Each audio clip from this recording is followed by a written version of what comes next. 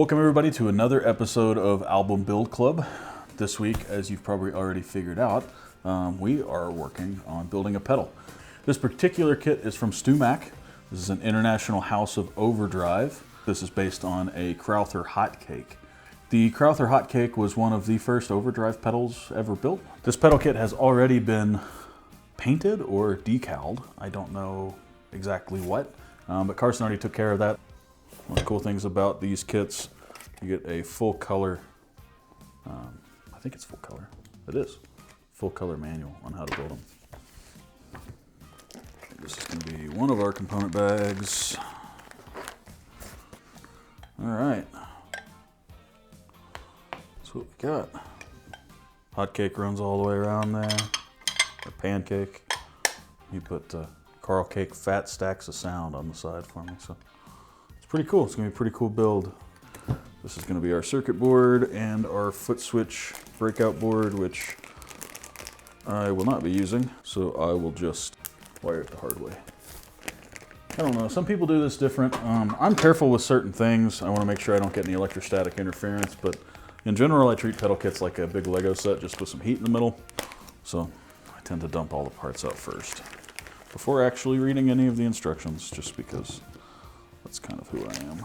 So you can tell we opened this kit for the first time because I've still got to do all this tedious stuff here. Ooh, these output jacks are Switchcraft. It's a lot better than the like plastic jacks you tend to get in some of these kits. With pedals, all the little stuff adds up. So like these, using the jacks that are, I guess, $2 instead of 30 cents, sure doesn't seem like a big deal, but it definitely adds a lot. We may or may not end up using these knobs. I'm just worried they're going to cover the lettering that Carson already did. This kit does come with two different operational amplifiers, little things that look like spiders.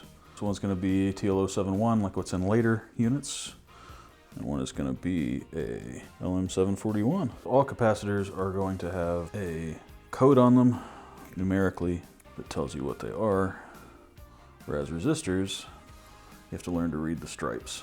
The different stripes tell you what their values are. If you ever feel like you got it wrong, you can check them with a multimeter. Okay, so this is important. The positive on these, which is the one that's marked, is the one that does not have the stripe. On all your electrolytics, they are directional. They do have to go one way. And all of your ICs, op amps, have a notch. And the notch has to go a certain way. That's what makes all the pins line up. So as you should see, there's a little half circle out of the top there, the side facing the 470 picofarad. I'm going to line that up with the half circle. I'm using lead solder, so this is probably important. This is a vent. Should draw the solder away, hopefully. We'll see how well it works with this stand. So what I want to watch is make sure I don't create any bridges, which are if two of the joints across from each other are connected electrically. The solder is not really holding anything in. It shouldn't be. You should have a mechanical hold. There we go. And the next one in the instructions is to go ahead and do the Zener diode here. With diodes, they are directional, just like our electrolytics I talked about earlier. They have a little line. Has to line up with the line on the board. Let's populate all the resistors.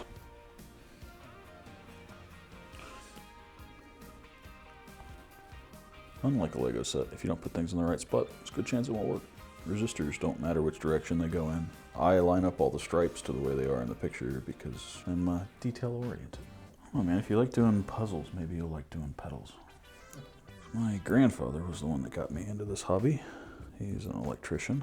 I think I started soldering when I was 8 or 9. I won't say that I'm awesome, but for someone with big fingers, I think I do a pretty good job.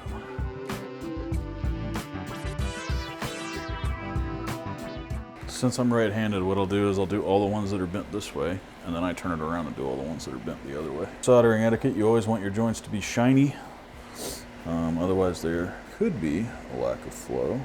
It's not nearly as big of a deal if you have a mechanical connection like I try to set up here, but definitely makes a difference. It's time to go through one by one and snip all these guys. It should be on to capacitors. So again, the stripe on the bottom always goes towards the negative.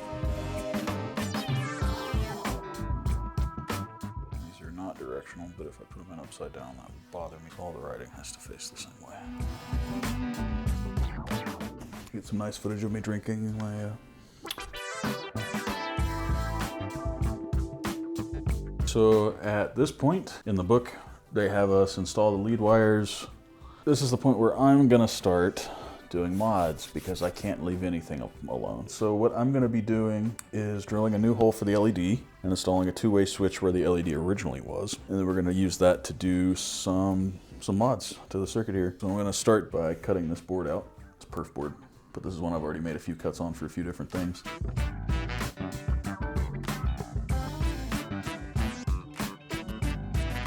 Now there is no circuit in this. This is literally just mounting holes for you to solder into. So I do have a schematic. That's what I used to make the mods. So the thing with this is every connection you have to make, so I have to go in and actually build this wiring harness. So this is the spot that's going back into the board. My main goal was to have one side be completely stock. Right, this capacitor is way bigger than it needs to be. The only one I had that would work for this is a 400 volt. And this will get nowhere near that amount. When you flip the switch, what's going to happen is the LED is going to change colors first of all. And second of all, it will essentially change the way the gain structure works. So it's going to cut bass, add gain, but make the gain more distorted. But it does it in a pretty unconventional way. I'm using what would normally be used to amplify as a distortion device. All right, so I've got our mod board. Certainly looks scary, so there's that. The other thing I need to do is prep the bicolor LED. So this one will do green or red.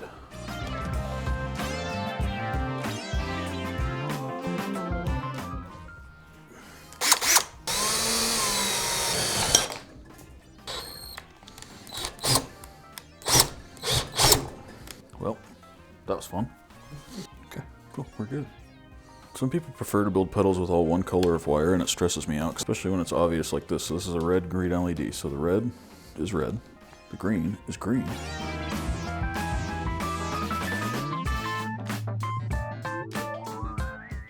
So this is how you line up the potentiometers, make sure they're gonna fit.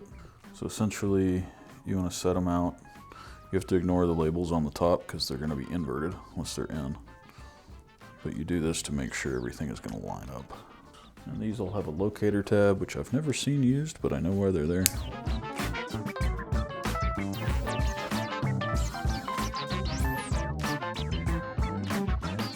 Oh, I didn't mention it earlier. If you do mods to your StewMac kit, you don't get the warranty. And I have used that before, and they've been very nice. It's just a matter of getting it wired up. Using the wire I chose to for this also kind of put it on difficult mode because it's all solid core, so it doesn't move. So there's not a lot of room for error.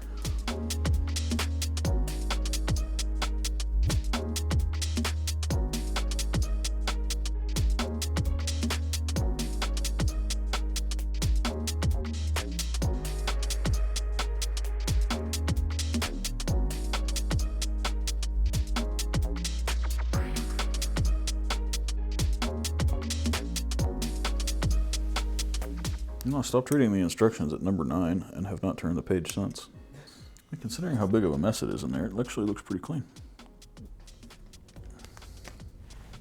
It's